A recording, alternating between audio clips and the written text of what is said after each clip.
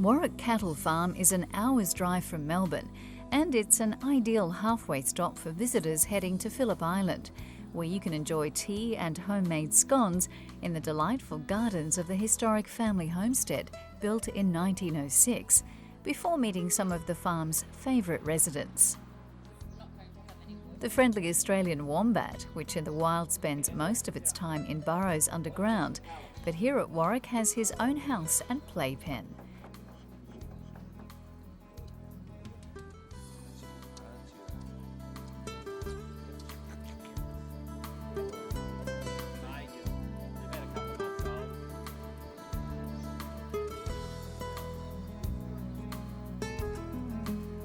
You'll meet the mob of friendly eastern grey kangaroos, very much at home in their lakeside reserve next to the homestead.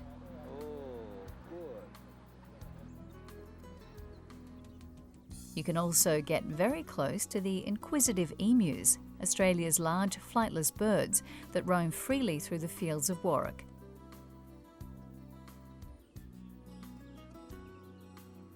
Then it was time to milk the cows. Well, I've seen a lot of ribbons that you've won over there, so you've obviously got some stud cattle here as well, are there? Yeah, there's about 120 head of cattle altogether, and they take about 20 of those selected ones to the show, because you can't take them all, but most of them are stud Murray Greys, all registered. So Danny, this is the Murray Grey, and you've got big chances for this one in the show tomorrow. Tell me about, where does this one come from? The breed itself originated across the division between Victoria and New South Wales, along the Murray River. And what it was is a white shorthorn bull jumped the fence and mated with a black Aberdeen Angus, and the result of that was a grey calf, and from there most Murray Greys originated from that strain. So this handsome breed comes from a chance meeting like that? That's right, okay. Yes.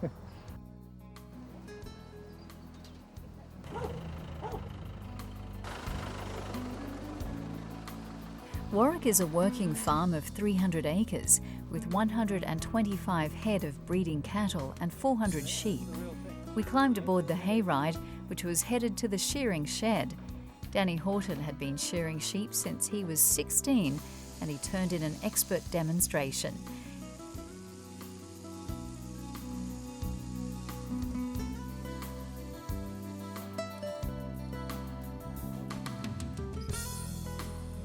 He then introduced us to some of his devoted sheepdogs. Stop, Wiz. We're a team. Yes, we are a team. You've still got to treat them as a working dog at the same time. They're 12 months old, so he's got a long way to go, but he's going to be very good very soon. The fishing port of San Remo is the gateway to Phillip Island, and the bridge links the mainland to the natural beauty of the island.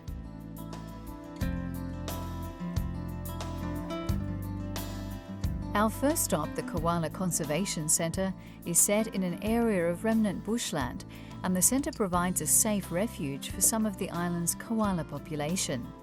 The walk along the elevated boardwalk through towering gums gives you close-up views of koalas in their natural habitat.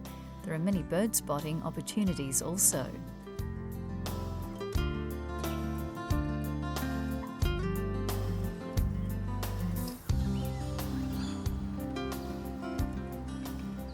Tell me about the koalas though, because how many koalas are there on Phillip Island? We're not sure. We estimate about 100 at the moment outside of captivity. But these ones seem to have a pretty nice life here. Yeah, well, they have a life that's it's as close to a wild existence as you can get with a fence around you, and we like to think of the fence as protecting them from the dangers that would otherwise affect those koalas on the other side of the fence. And they provide some good viewing for people as well, and some a good opportunity to research also. We visited the big flower farm on the island, where you can enjoy a hectare of the vibrant colours of 60,000 jerboas of 60 different varieties, with exotic names like Sansara, Blackjack and Indian Summer.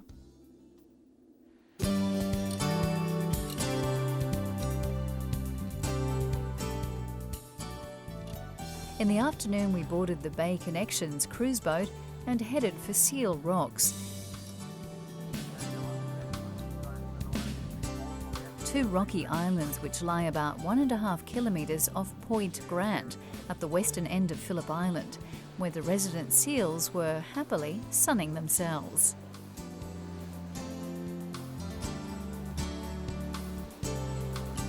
Now, the rocky outcrop of seal rocks just off Phillip Island is home to Australia's largest colony of fur seals, between 6,000 to 8,000 of them. And at mid-September every year, the bull seals return to begin the ruthless fight for territory. And the unsuccessful males then group together and make frequent challenges to the established males.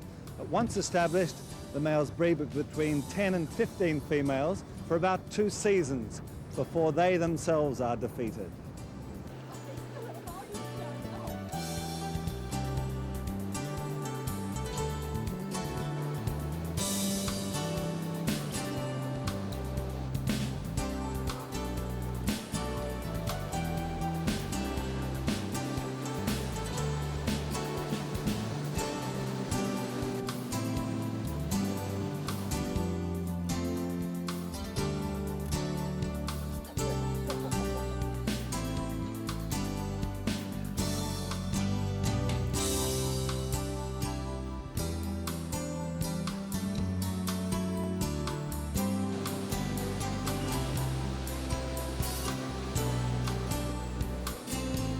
The rugged coastline of Phillip Island is a home to a third of Victoria's little penguins.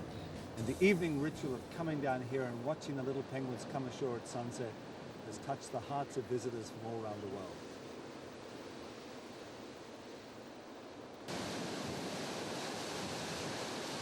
The raised wooden walkway that skirts the western end of Phillip Island Nature Park gives you spectacular views of the black basalt cliffs and a close-up look at hundreds of silver gulls nesting in the greenery of the cliff tops.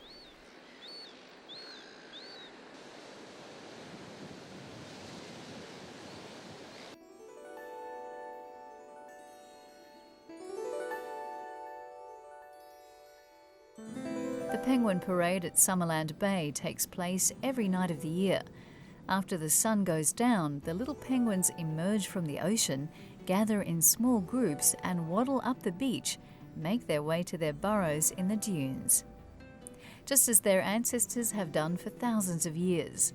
If they sense predators overhead, they sometimes retreat into the sea, regain confidence and again come out onto the beach and make a dash for the safety of the sand. About 600 penguins come ashore every night.